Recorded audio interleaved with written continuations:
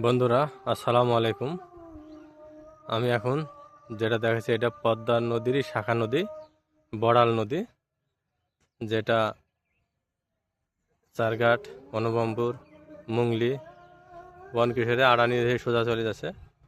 এই মুংলি খোর্দ গোবিন্দপুরের মাঝে যে ব্রিজ সেটি দেখতে পাচ্ছেন আপনারা।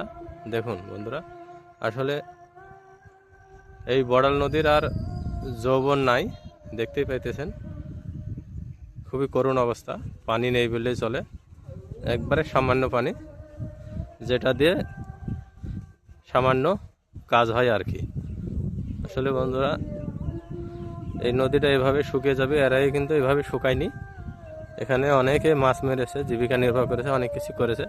এখন বর্তমানে খুবই নদীর করুণ অবস্থা।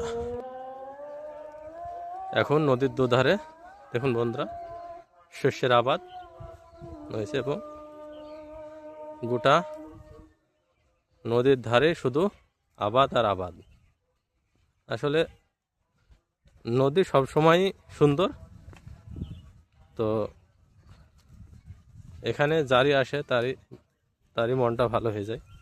তো বন্ধুরা, আপনারা সময় পেলে, সুযোগ পেলেই চলে আসবে। দেখুন বন্ধুরা, কত সুন্দর লাগতেছে নদীর ধারে সরষা ফুলের আবাদ।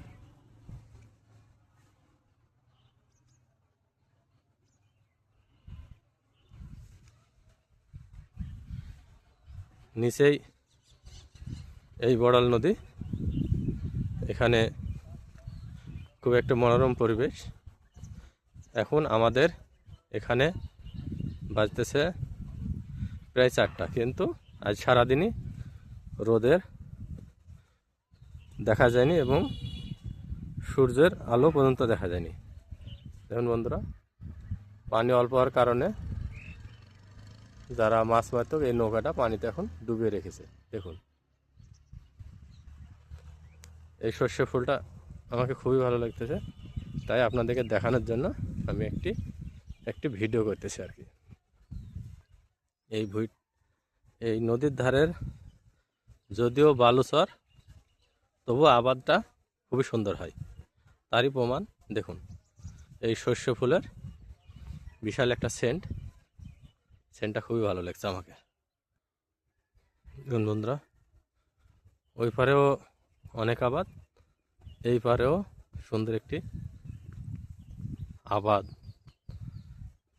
হয়েছে, যা দেখার মতন। দেখুন বন্ধুরা, কত সুন্দর লাগতেছে। দেখুন,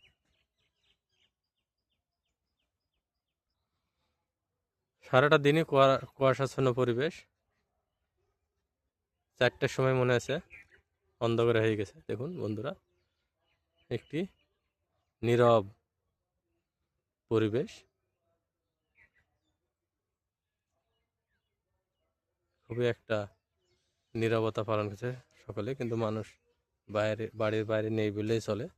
তাই আমি একটু পদ্মা নদীর শাখা নদী বড়াল নদীতে একটি ভিডিও করতে চলে এলাম। দেখুন বন্ধুরা, তবে আসলে এই জায়গাটা খুব সুন্দর লাগছে।